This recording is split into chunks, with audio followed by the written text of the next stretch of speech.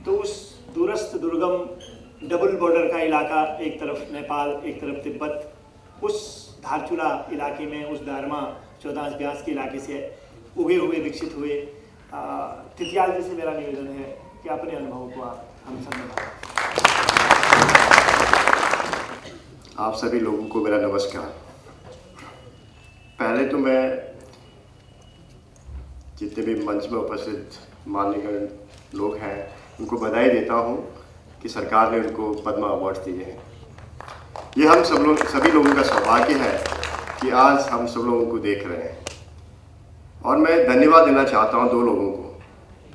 पहाड़ संस्था तो है,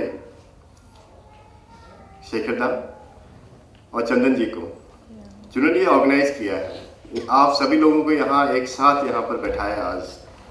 और जो अभी हमने लवराज को सुना और डॉक्टर साहब को सुना, जिन्होंने हमें जो है पास में पुरातत्व की उसमें ले गए, आर्कियोलॉजी में ले गए।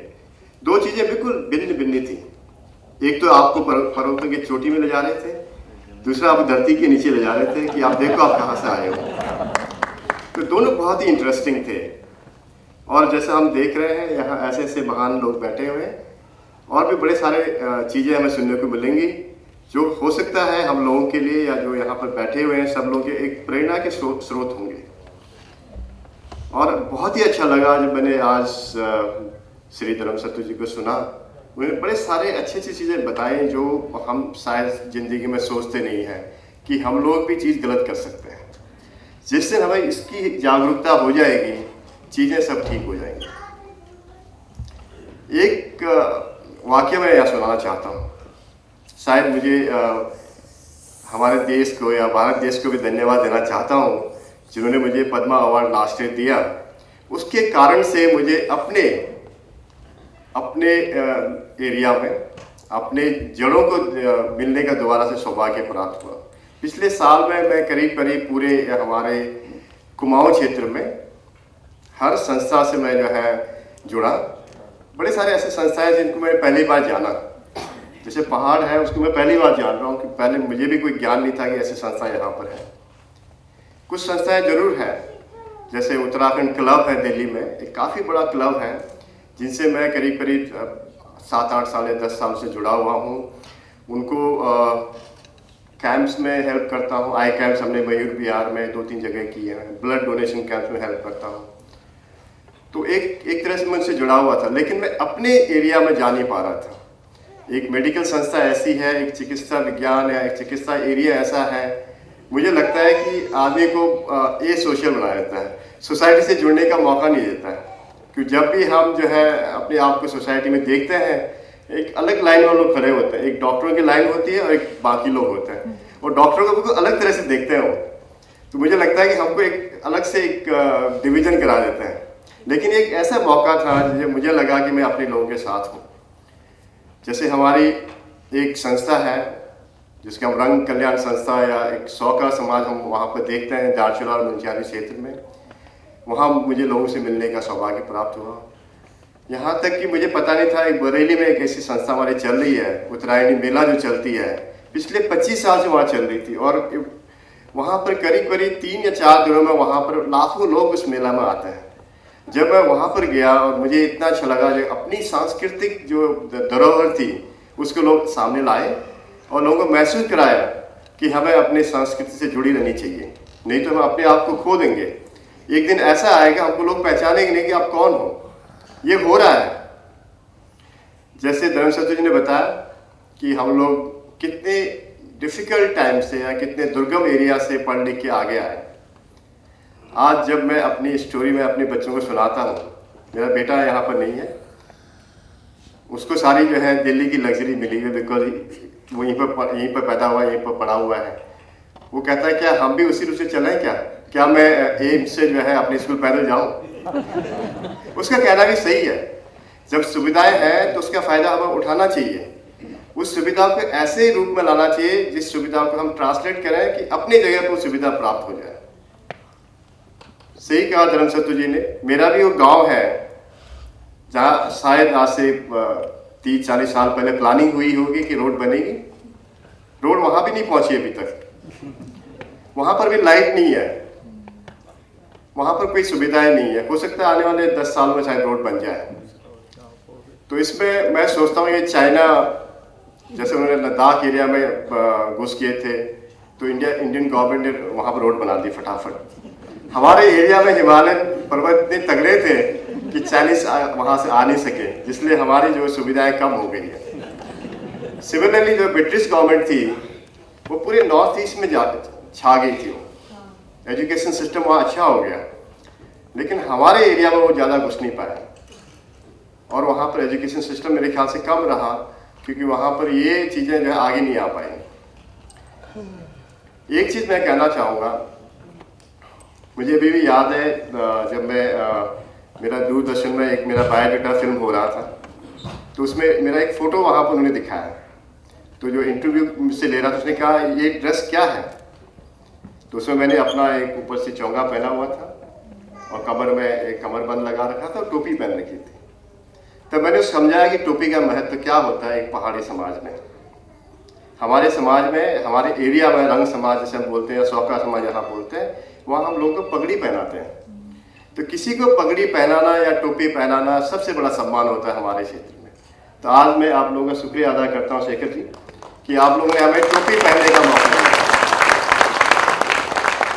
मैं एक सर्जन हूँ, टोपी मैं ऑलमोस्ट हर दिन पहनता हूँ, क्योंकि एक सर्जन जो है बिना कैप और मास्क के काम नहीं कर सकता। इससे कभी कभी फायदा भी होता है, तो मरीज को पता नहीं होता कि कौन ऑपरेट कर रहा है। मेडिकल एजुकेशन या एक मेडिकल जो आप सुनोगे, बच्चों कहोगे बेटा मेडिकल लोगे कोई और चीज़ लोगे, कहते नहीं मेडिकल नहीं लूँगा, उसमें तो बहुत मेहनत करनी पड़ती है, बहुत पढ़ाई करनी पड़ती है, मरते दम तक जो है आपको पढ़ाई करनी पड़ती है और रिसर्च करनी पड़ती है। तो मैं सोचता हूँ शायद हम लकी थे, जैसे लवराज ने कहा कि हमने जो है शायद इतना पर्वतारोहण या हिमालय में पढ़ लिख के बड़े हुए इतनी कोशिश मेहनत की, शायद उसके कारण हम जो है मेडिकल के एवरेज में चढ़ पाए और चीज़ें की हमने। जैसे मुझे ज्ञात है पूरा हिमालयन क्षेत्र ऐसा है जहाँ पर सांस्कृतिक रूप से देखा जाए या सोशल कल्चर देखा जाए तो ऑलमोस्ट सिमिलर है। एक आई सर्जन के नाते मेरा सौभाग्य है कि मैं करीब करीब पूरे हिमालयन क्षेत्र में जो है आंखों की चिकित्सा के क्षेत्र में सर्वे कर चुका हूँ, आई कैंप्स लगा चुका हूँ, ऑपरेशन कर चुका हूँ, जम्मू एंड कश्मीर, लद्दाख से लेकर के अंडमान निकोबार तक। अब लगा लो जम्मू एंड कश्मीर, हिमाचल प्रदेश, उत्तरांचल, उत्तराखंड और आगे जाके सिक्किम, मेघालय, अरुणाचल प्रदेश, सब में मैं कर चुका हूँ। एक एरिया जहाँ नहीं गया हुआ तिब्बत और चाइना, और मेरा सौभाग्य ऐसा रहा कि तिब्बत के धर्म गुरु हिज होलीनेस दलाई लामा मेरे पास आए अपना ऑपरेशन कराने के लिए। तो एक तरह से मैंने देखा कि पूरा पहाड़ी एरिया मैंने कवर कर दिया। जैसा शेखर जी ने बताया, पिछले करीब करीब लगा लो 15 सालों से जो है उत्तराखंड गवर्नमेंट नहीं भी बनी थी, तब भी मेरा दिमाग था, सोच था कि मैं उत्तराखंड में कुछ काम करूं। और जब उत्तराखंड सरकार बन गई और उसके कुछ सालों बाद मुझे नारायण तिवारी से मेरी मुलाकात हुई, मैंने मेरी जिज्ञासा उनको बताई कि मैं ऐसी संस्था एक मेरी है यूएस में जिनसे मेरी जान पहचान है, जिन्होंने पूरे नेपाल क्षेत्र में काम किया और पूरे नेपाल को कैटरेक्ट फ्री जोन कर दिया। तो मैंने उससे बात की, मैं उत्तराखंड में ऐसे ही काम करना चाहता हूँ, लेकिन वो संभव हो नहीं सका। उसके बाद फिर जो दूसरे चीफ मिनिस्टर मैंने जनरल खंडूरी से मेरी बात हुई, तो उनका भी एक स्ट्रेट फॉरवर्ड आंसर था कि उनके गवर्नमेंट की उस टाइम में हेल्थ की कोई खास प्रायोरिटी नहीं है और आंखों की हेल्थ की तो प्रायोरिटी बिल्कुल भी नहीं है। वो केवल रोड, पानी, एजुकेशन के ऊपर ध्यान देना चाहते हैं। उनका कहना भी सही था। मेरे ख्याल से उत्तराखंड में इन 2-3 चीज़ों की बहुत ज़रूरत है।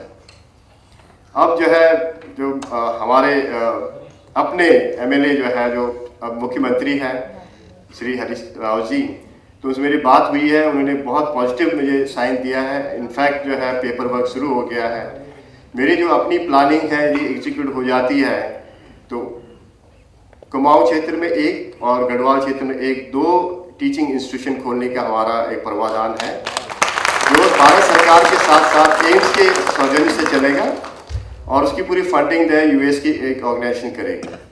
तो इसमें क्या है कि जितने भी हमारे वहाँ के आई सर्जन्स हैं या ऑप्थेल्मोलॉजिस्ट हैं पूरे हमारे स्टेट में, उनकी एक हाई टेक सर्जरी की ट्रेनिंग होगी और जहाँ पर वो काम कर रहे हैं वहाँ पर एक एरिया इस्टेब्लिश की जाएगी जिससे कि उनको वहीं पर ही ट्रेनिंग हो जाए। इससे हमारे लोगों को बाहर नहीं आना पड़ेगा। तो एक बहुत बड़ी मेरी प्लानिंग है जो 15-20 सालों की एक आने वाली फ्यूचर की प्लानिंग है। शायद नेक्स्ट आने वाले 3-4 सालों में ये जो है शुरुआत इसका हो जाएगा। उसके साथ में देखेंगे पूरे जब हिमालय क्षेत्र में देखते हैं आँखों की बीमारी कम नहीं है, इनफैक्ट देखा जाए तो यहाँ से भी ज़्यादा है। कुछ डिफरेंसेस हैं जो प्लेन्स में होती है और पहाड़ों में होती है। पहाड़ों में आँखों में चोट लगना काफ़ी ज़्यादा है और चोट लगने से जो है आँखों में अंधापन हो जाना भी बहुत ज़्यादा है। जैसे आप देखेंगे हमारे बहनें माताएं जो है जंगल में जाते हैं, घास काटते हैं, लकड़ियाँ काटते हैं, उनको पीठ में बोक के लाते हैं और खेतों में काम करते हैं, तो उसमें आंखों में चोट लग जाती है, जो आगे की पुतली जो है खराब हो जाती है और फूला पड़ जाता है, जिसे हम सफ़ेद हो जाना कहते हैं, और दिखना बंद हो जाता है। तो ऐसे मरीजों को जो है पुतली का प्रत्यारोपण या ग्राफ्टिंग या ट्रांसप्लांटेशन की ज़रूरत पड़ती है। वो हम तभी कर सकते हैं जब दूसरा आदमी जो है पुतली का मरने के बाद जो है उसका दान देता है। और अभी मार्च 2014 में सरकार ने जो है अपने जो उनकी ऑर्गन डोनेशन के जो रूल्स रेगुलेशन थे उसमें थोड़ा सा मॉडिफिकेशन करके आँखों का जो दान है और जो उसका प्रत्यारोपण है उसमें थोड़ा इजी कर दिया है बाकी ऑर्गन से। तो हम सोचते हैं कि आने वाले सालों में हमारे देश में प्रत्यारोपण के काम ज़्यादा होंगे।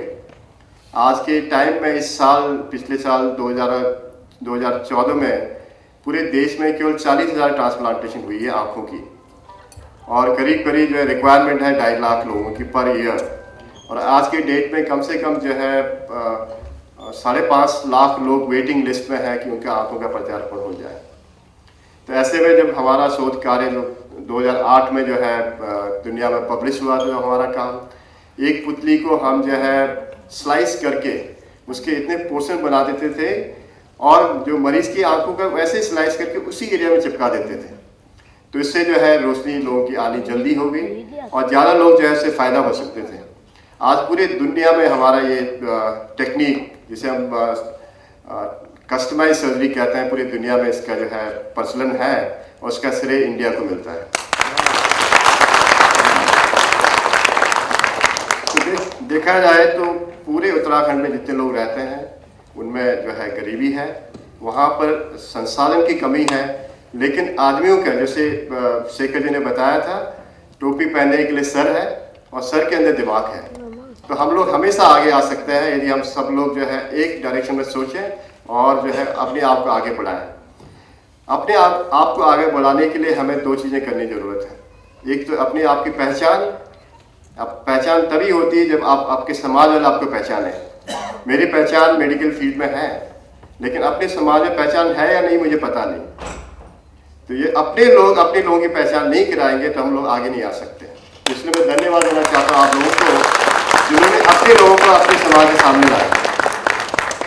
जितने सारे लोग यहाँ बैठे हुए हैं मैं 99% लोगों को नहीं जानता हूँ, लेकिन आज मुझे मौका मिला कि आप लोगों से मेरी मुलाकात हुई है और फ्यूचर में ये मुलाकातें और आगे बढ़ती जाएंगी, क्योंकि मैं ऐसी जगह में बैठा हूँ जहाँ शायद आप लोगों को आना पड़े मिलने के लिए नहीं, शायद हो सकता है चाय पीने के लिए आ जाए।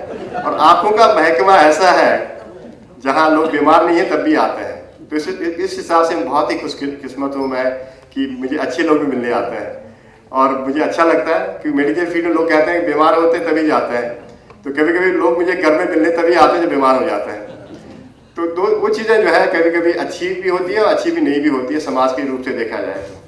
लेकिन जैसा मुझे आज यहाँ पर महसूस हुआ कि लोगों को मिलना, लोगों की बातों को जानना, उन्होंने क्या काम किया है, इससे उनके अपने एरिया में उनको कितनी मान सम्मान मिली और उससे हमारे समाज को कितना सम्मान मिला, ये बहुत ही ज़रूरी आवश्यक काम है हम सब लोगों को आपस में बांटने का। आजकल बहुत सारे मीडियाज़ हैं, आपस में बात करते ज़रूर हैं, बड़े सारे ऐसे इलेक्ट्रॉनिक मीडिया है, टेली मीडियाज़ हैं और उससे हम आगे बढ़ा सकते हैं। आज मेरा सौभाग्य है, मैं प्रसून जी को आप बैठा देख रहा हूँ, उनके बारे में मैंने सुना था, पढ़ा था। तो ऐसे ही हम सब लोगों का ये सौभाग्य आप लोग आपस में मिल रहे हैं। तो मैं अगेन धन्यवाद देना चाहता हूँ और मैं अपना कमिटमेंट रखना चाहता हूँ यदि मुझे मौका मिला तो मैं आपकी संस्था के साथ ज़रूर काम करूँगा और अपने एरिया में जाके जो है लोगों की जो है एजुकेशनल लेवल, एजुकेशन मतलब केवल ABCD में नहीं है, बीमारी के बारे में, अपने हेल्थ के बारे में, अपने सोसाइटी के बारे में, अपने कल्चर के बारे में, उसकी एजुकेशन बहुत ज़रूरी है, उसको संभाल के रखना भी बहुत ज़रूरी है। तो मैं धन्यवाद आप सबको दोबारा देता हूँ। थैंक यू फॉर लिसनिंग है, और मेरे फैमिली को भी आपने रिकॉग्निशन दिया, इसके लिए बहुत बहुत धन्यवाद। सॉरी मैं बीच में आ गया, मैं इसलिए रुक नहीं पाया क्योंकि जब तितियाल जी से मेरी मुलाकात होनी थी कि हम ये कार्यक्रम कर रहे हैं तो वो मिल नहीं पा रहे थे। फिर इन्होंने मुझे समय दिया कि आप 12 बजे आ जाइए और मेरे ऑफिस में आइए। तो मैंने कहा ऑफिस में आना है तो फिर मैं भी जांच करा दूँ। 10 बजे आ जाइए और मैं अपनी पत्नी के साथ गया। 106 नंबर का एक विशेष यूनिट है जिसमें डॉक्टर जीवन सिंह तितियाल यूनिट लिखा गया है, और उसमें एक व्यक्ति को देखने में आप सिर्फ 20 सेकंड लगाते होंगे, उसमें पूरी जांच हो जाती है क्योंकि उनका दल है जो सारे कागज तैयार रखता है। तो जब भी कभी किसी को आवश्यकता पड़े निसंकोच जा सकता है, ये मैं कह सकता हूँ।